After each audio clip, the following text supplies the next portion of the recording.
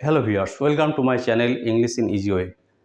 আমি যে বিষয় নিয়ে আলোচনা করব তা হলো ভয়েস চেঞ্জ। আজকে যেই ভয়েস চেঞ্জ আলোচনা করব তা হলো ফিউচার ইনডেফিনিট টেন্সটা আমরা কীভাবে অ্যাক্টিভ থেকে প্যাসিভ ভয়েস করব। চলো আলোচনা করা যাক।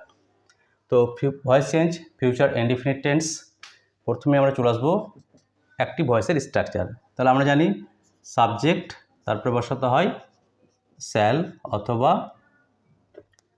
উইল, তারপরে বসাতে হয় ভার্বের ফার্স্ট ফর্ম, তারপরে অবজেক্ট। এই হলো ফিউচার ইনডেফিনিট টেন্সের অ্যাক্টিভ ভয়েসের স্ট্রাকচার। এবার এটাকে আমরা কী করবো, প্যাসিভ ভয়েসে নিয়ে আসবো। প্যাসিভ ভয়েসটা কী হবে, আমরা নিয়মগুলো জানি, প্রত্যেকটা টেন্সের নিয়মটা একই। প্রথমে চলে আসবে অবজেক্ট, তারপরে শ্যাল উইল যা আছে তাই বসবে, শ্যাল উইল যেটা আছে সেটাই বসবে। তারপরে কী লাগাতে হবে, একটা বি ভার্ব, অর্থাৎ এখানে যেটা বি ভার্ব হবে সেটা হচ্ছে বি। তারপরে ভার্বের থার্ড ফর্ম, তারপরে বাই, তারপরে সাবজেক্ট। এ হলো প্যাসিভের স্ট্রাকচার, ফিউচার ইনডেফিনিট টেন্সের প্যাসিভের স্ট্রাকচার। চলো উদাহরণসহ এক্সাম্পল দেওয়া। যেমন she will sing a song, সে একটি গান গাইবে। She will sing a song, তাহলে এটা অ্যাক্টিভ ভয়েস। এবার এটার প্যাসিভ ভয়েসে আসি। প্যাসিভ ভয়েস হবে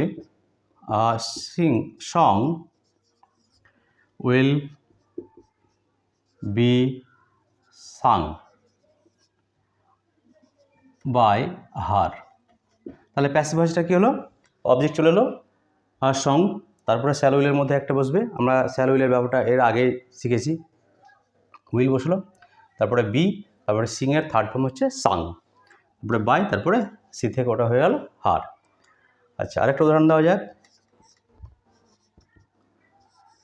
I shall buy a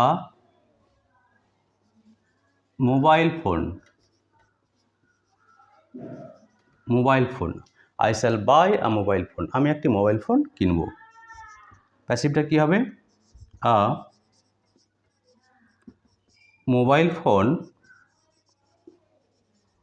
will be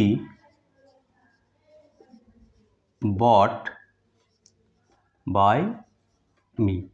তাহলে আয়ের জন্য এটা শ্যাল ছিল, কিন্তু যেহেতু আয়ের জায়গায় কী চলে এলো, মোবাইল ফোন সিঙ্গুলার ফর্ম, সেই কারণে এখানে উইল বসাতে হলো।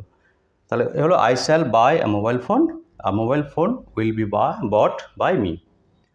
তাহলে এ হলো ফিউচার ভয়েস চেঞ্জের ফিউচার ইনডেফিনিট টেন্সের অ্যাক্টিভের স্ট্রাকচার এবং প্যাসিভের স্ট্রাকচার এবং তার দুটো উদাহরণ।